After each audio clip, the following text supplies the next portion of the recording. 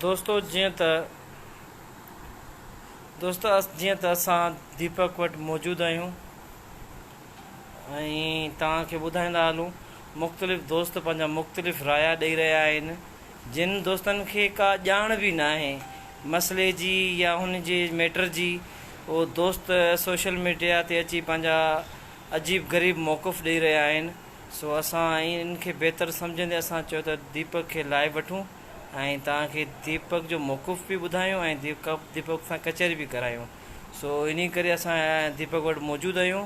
सो इन दीपक जे मौक़ुफ़ खां मुंहिंजे ख़्याल में का बि पोइ अहिड़ी ॻाल्हि न रहंदी जिते दोस्त बहस कनि ऐं अजीब ग़रीब मौक़ुफ़ रखनि।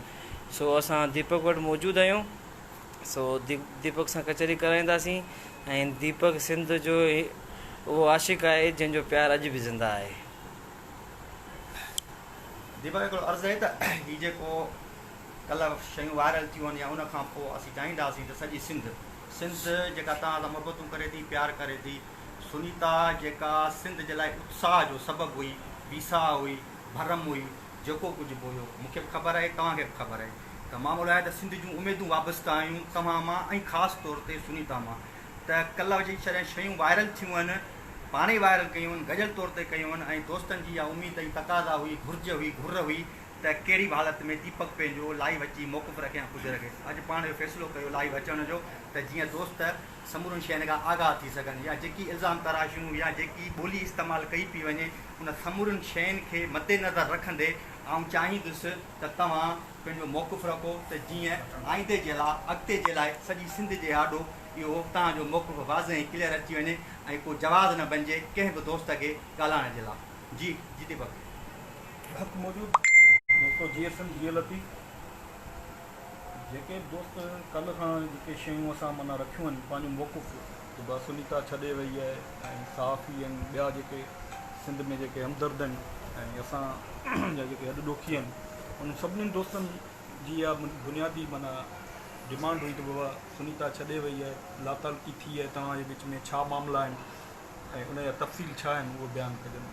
कल्ह इन समूरियुनि शयुनि खे नज़र में रखंदे असां माना इहो लीगल माना हिकिड़ो एफिडेविट त बाबा सुनीता ऐं मुंहिंजी गॾियल माना हिकिड़ी बामी रज़ामंदी ऐं उसूल उन मुफ़ादनि खे नज़र में रखंदे जेका उन जेके पंहिंजियूं हिकिड़ियूं बेसिक नीड्स आहिनि, बायोलॉजिकल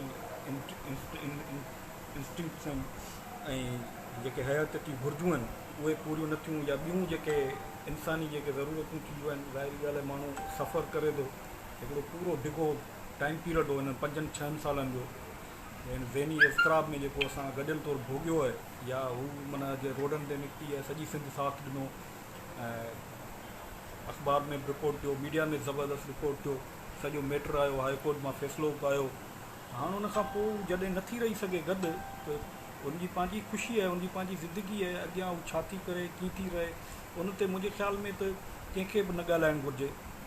ऐं मामिलो पब्लिसाइज़ हो, इन करे माण्हुनि इन खे बुनियादु बणाए करे शयूं रखियूं आहिनि ऐं किन माण्हुनि खे त ख़बर ई कोन्हे मामलनि जी, उहे बि लिखनि था पिया, नेगेटिव माना हिकिड़ा राया बि ॾियनि था, कमेंट्स ॾियनि था, जंहिंसां ॿिन्हिनि जी दिलादारी थिए थी। मुंहिंजे ख़्याल में त कंहिं बि इंसानी वजूद ह्यूमन एंटिटी खे पंहिंजो इनफ़रादी फ़ैसिलो वठण जो बुनियादी हक़ आहे ऐं उनखे नज़र में रखंदे जॾहिं हाणे सुनीता पंहिंजे औलाद खे छॾे करे उन सां गॾु रहणु चाहे थी त ज़ाहिरी ॻाल्हि आहे त उहो उन इमोशनली उनजा जेके सेंटिमेंट्स एतिरा कंसर्न आहिनि जो नथी रही सघे। उन खां सवाइ त बहितर आहे त सुनीता पंहिंजी ज़िंदगी जो फ़ैसिलो जेको वरितो आहे उनखे आज़माए ॾिसे ऐं वञी उन सां गॾु रहे। ऐं हिन खां पोइ मुंहिंजे ख़्याल में त कंहिं बि दोस्त खे न ॻाल्हाइणु घुरिजे ऐं मुंहिंजी इहा तव्हांखे माना अपील आहे त महिरबानी करे सुनीता ते या मूं ते या गॾियल तौरु या सुनीता जे ख़िलाफ़ु जेका ॿोली इस्तेमालु कई पई वञे, माना उन ते जेके छसा हिकिड़ा इल्ज़ाम मढ़िया पिया वञनि ऐं इहे समूरियूं शयूं असांखे तकलीफ़ूं रसाइनि। इन करे आऊं इहो चाहींदुसि त हिन खां पोइ, हिन लाइव मौक़ुफ़ खां पोइ इन मामले ते वधीक बहस न कयो वेंदो ऐं इन मामले खे, इन बाब खे हिते ई बंदि कयो वेंदो। तव्हां सभिनीनि जूं मोहबतूं, कुर्ब जो असांजे लाइ एतिरियूं हमदर्दियूं रखो था, सुठो सोचो था, असांजे बारे में फ़िक्रमंद आहियो, ऐं सभिनीनि जो तमामु घणो थोराइतो आहियां। ऐं हिन खां पोइ मुंहिंजे ख़्याल में त कंहिं बि मामले ते वधीक डिस्कस फर्दर न थियणु घुरिजे। महिरबानी। ऐं दीपक आईंदे लाइ जेको हिते ॿिया दोस्त बि हिते वेठा आहिनि जेकी तव्हां सां मुहबतूं कनि था, सॼी सिंध प्यारु करे थी।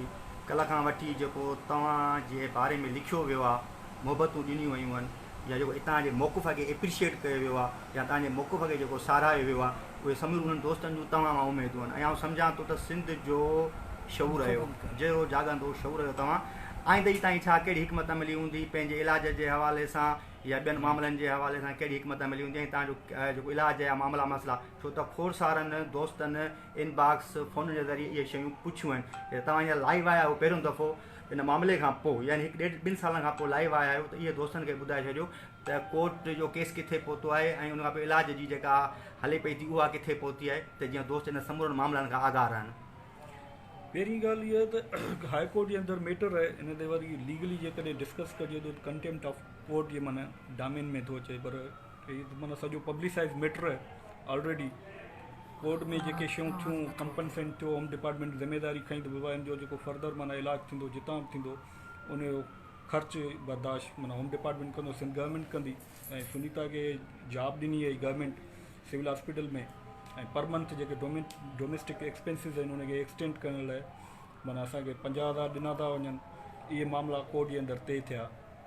उन खां पोइ हाणे आहे बेसिक मोटिव जेको असांजी पिटीशन जेका हाई कोर्ट में सबमिट कराइण जो इहो हो त इलाजु थिए। इलाजु माना बुनियादी घुर्ज हुई। इलाज जे लाइ इहो आहे त हाणे सिंध हुकूमत ज़िम्मो खणे थी, ॿाहिरि मुल्क मां इलाजु कराए थी ॾिए या न, छो त हिते त माना 6 साल थी विया आहिनि। 6 सालनि में जेकॾहिं मूंखे हलणो हुजे या ठीकु थियणो हुजे हा त घणो अॻु ठीकु थी वियो हुजे। हिते आहे कन्वेंशनल टेक्नोलॉजी, आम रवायती टेक्नोलॉजी आहे। ऐं बेसिकली माना ऑर्थोपेडिक जेका आहे उहो एम्पेरिकल साइंस आहे, माना डेफिनेटिव साइंस कोन्हे, मुकमल तजुर्बाती ऐं मुशाहदाती बुनियादनि ते माना ऑपरेशन कामयाबु थियनि था या नथा थियनि। फॉरेन जे अंदरि इहा टेक्नोलॉजी आहे त माना स्टेम सेल जेनेटिक थेरापी आहे, उन जे ज़रिए माना बायोलॉजिकल जेके माना हूंदियूं आहिनि फ्रैक्चर्स ऐं स्टेम सेल्स जी जेका खोट पैदा थींदी आहे, वाइट ब्लड सेल्स जी, उनखे उहे जनरेट कंदा आहिनि बायोलॉजिकली जी बोन ग्रोथ करे। त इन लाइ फर्दर माना ट्रीटमेंट जो जेको ऑप्शन आहे उहो ॿाहिरि मुल्क मां ई थियणु घुरिजे। ऐं सिंध गवर्नमेंट खे बि ख़बर आहे ऐं ॿियनि लाॻापियल डॉक्टरनि खे बि ख़बर आहे। प्रीवियस जेको board special medical board constitute थियो डॉक्टर अमजद सिराज मेमूण जी सरबराही हेठि, उन में उन्हनि क्लियर लिखियो त कॉम्प्लिकेशंस में ओक्योर, माना तक़रीबन 95% इहे चांसिस आहिनि त हीअ लेग डैमेज थी ईंदी, छाकाणि त हिन में ब्रॉड फिट आहे 6 इंची इंटरनली, ऐं हिन जा 5 ऑपरेशन लोअर लिम्ब बोन जा थी चुका आहिनि। उन खां पोइ बि कंडीशन ॾींहों ॾींहुं ख़राबु थींदी पई वञे। हीअ ॿांह आहे जेका राइट आर्म इहा वर्कआउट नथी करे। इहो सॼो माना जेको मुकमल डेफिनेटिव रिमीडी जेका माना इलाजु थींदो उहो ॿाहिरां थिए। उन लाइ दोस्तनि खे अपील आहे जेकॾहिं दोस्त इन लाइ गॾियल तौरु आवाज़ु उथारनि था जीअं सिंध गवर्नमेंट ते प्रेशर डेवलप थिए ऐं कोर्ट बि इनखे पंहिंजे इंटीमेट में आणे त इहे शयूं थी सघनि थियूं। उन में तव्हां दोस्तनि जी मदद घुरिबी ऐं इहा ई माना मुंहिंजी अपील आहे त इन ते ई ॻाल्हायो वञे, इन जे लाइ ई आवाज़ु उथारियो वञे। तव्हां जूं मोहबतूं आहिनि, तव्हां असांखे एतिरो प्यारु ॾिनो आहे, असां ज़हन में तसवर बि न कयो होसीं जेतिरो तव्हां कुर्ब ॾिनो आहे, प्यारु ॾिनो आहे। इहे तव्हां जूं मोहबतूं आहिनि, लख कुर्ब महिरबानी। अच्छा, हिकिड़ो ॿियो त हिते असां पाण जॾहिं गजल तौर ते हिकिड़ो मौक़ुफ़ रखियो हुयो त पाण कंहिंखे बि जवाबु कोन ॾींदासीं, यानी पाण अॼु ताईं जवाबु कोन ॾिनो आहे। हिन वीडियो जी सूरत में तव्हां जवाबु ॾियो पिया त उहो बि हिकिड़ो यानी कि मस्बत आहे त बाबा असांजे हिन मैटर ते महिरबानी करे न ॻाल्हायो वञे, या जेका सुनीता ते छसा या ख़राबु जेके इल्ज़ाम लॻाया पिया आहिनि उहे न लॻाया वञनि।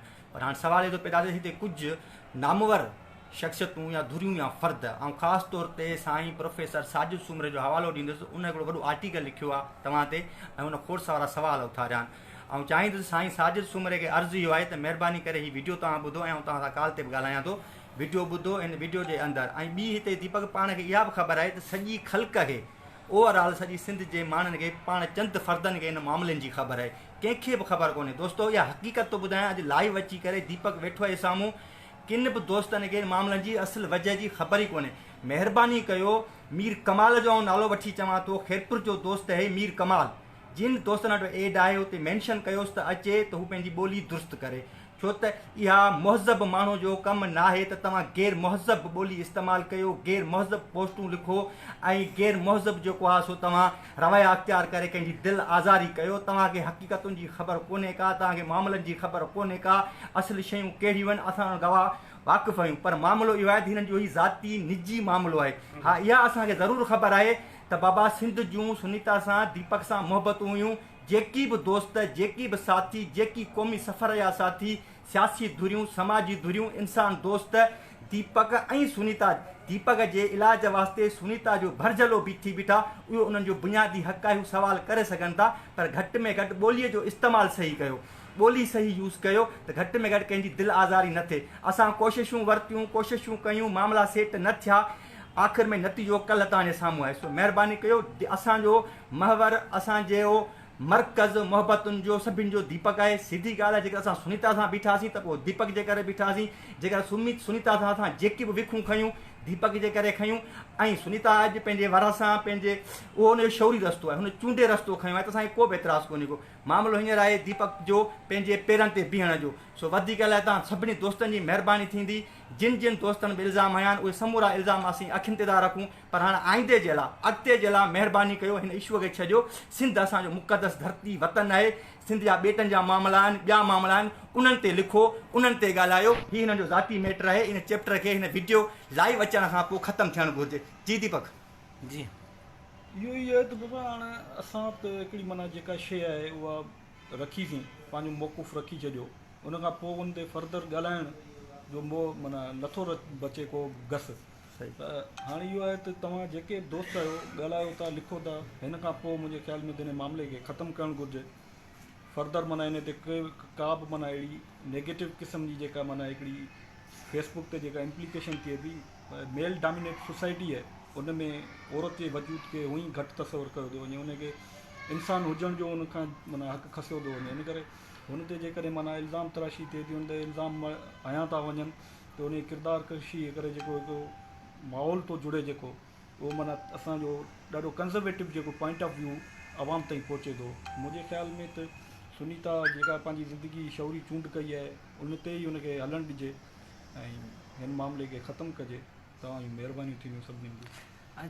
अच्छा दीपक, तव्हांजो ऐं सुनीता जो जेको प्रेम प्यार ऐं हुनजी जदोजहद तव्हांजे लाइ, तव्हां सां जेको कुझु थियो, माना प्रेम प्यार मोहबत, त हाणे तव्हांजो जेको मोहबत आहे हिकिड़ो अलॻि हिकिड़ो रुख अख़्तियार करे वई। तव्हांजो प्यार कंदड़नि जे लाइ जेको आईंदा जे लाइ तव्हांजो छा मैसेज आहे? त माण्हुनि जो जेको आहे सो हुन ते हिकिड़ो इल्ज़ाम पियो लॻे बेवफ़ाई जो। मसइलो इहो आहे त हर इंसान जी ज़िंदगी मुख़्तलिफ़ आहे ऐं उन जा मुख़्तलिफ़ पासा आहिनि। प्यार माना हिकिड़ी मस्बत शइ आहे, मुतहरिक ऐं जहिड़ो हिकिड़ो ॻंढियल हिकिड़ो माना जिदली माना रिश्तो आहे इंसान जो हिक ॿिए सां। उन में अहसास आहिनि, अक़ली रिश्तो बि आहे, उन सां गॾु ॿिया सेंटिमेंट्स आहिनि। हिकिड़ी जंहिंसां गॾु ज़िंदगी गुज़रे थी उहो टुटे थो, त सोशल कॉन्ट्रेक्ट जॾहिं डिस्ट्रक्ट थिए थो त ज़ाहिरी ॻाल्हि आहे ॿिन्हिनि खे तकलीफ़ ॿिन्हिनि पासनि खां रसंदी आहे, कंहिंखे वधीक रसंदी आहे, कंहिंखे घटि। बेवफ़ाई जो तस्वर असां वटि मेल डोमिनेटेड कॉन्सेप्ट आहे न। असां वटि माना जेको औरत जे वजूद जे बारे में जेको असांजो बुनियादी जेको ख़्यालु आहे, जेको हाइपोथेसिस आहे, मफ़रूज़ो आहे, उहो ई माना ॾाढो नॉन साइंटिफिक आहे, गैर साइंसी आहे। इन करे पहिरीं उन लाइ उन मौज़ू ते ॻाल्हाइजे त बाबा बेवफ़ाई या वफ़ा इहो हिकिड़ो माना गॾियल एतमाद जो हिकिड़ो बामी रिश्तो आहे। उन में इताद तेसीं ताईं रहंदो आहे जेसीं ताईं उन जा मादी एहसासाती ऐं माशी मफ़ाद माना ॻंढियल हुजनि। जॾहिं उहे टुटंदा आहिनि त पोइ बेवफ़ाई बि वजूद में ईंदी आहे। सुनीता मुंहिंजी कज़न बि हुई ऐं असां गॾु हिकिड़ो वॾो वक़्तु 9 साल गॾु गुज़ारिया आहिनि। ज़ाहिरी ॻाल्हि वई आहे त तकलीफ़ त थी आहे, पर हाणे उनजी पंहिंजी ज़िंदगी आहे, चूंड कई आहे, त मुंहिंजे ख़्याल में त कंहिंखे न ॻाल्हाइणु घुरिजे। ऐं मोहबत जो तस्वर प्यारो आहे, ख़ूबसूरत आहे ऐं उन सां कंहिंखे बि इख़्तिलाफ़ु न थियणु घुरिजे। बाक़ी ज़िंदगी जो जेके मादी घुरिजूं आहिनि, जेके मटीरियल माना रिक्वायरमेंट्स आहिनि, उहे जॾहिं टुटनि थियूं तॾहिं रिश्ता बि टुटनि था। एतिरो ई चवंदुसि। सही दोस्तो, तव्हांजो दीपक जो मौक़ुफ़ ॿुधो। दीपक जे मौक़ुफ़ खां पोइ मुंहिंजे ख़्यालु हाणे का बि अहिड़ी ॻाल्हि न रही आहे जिते बेस ऐं तबसरा थियनि। महिरबानी दोस्तो, ठीकु आहे। सभिनी दोस्तनि जी महिरबानी। साथ सलामत, सिंध सलामत।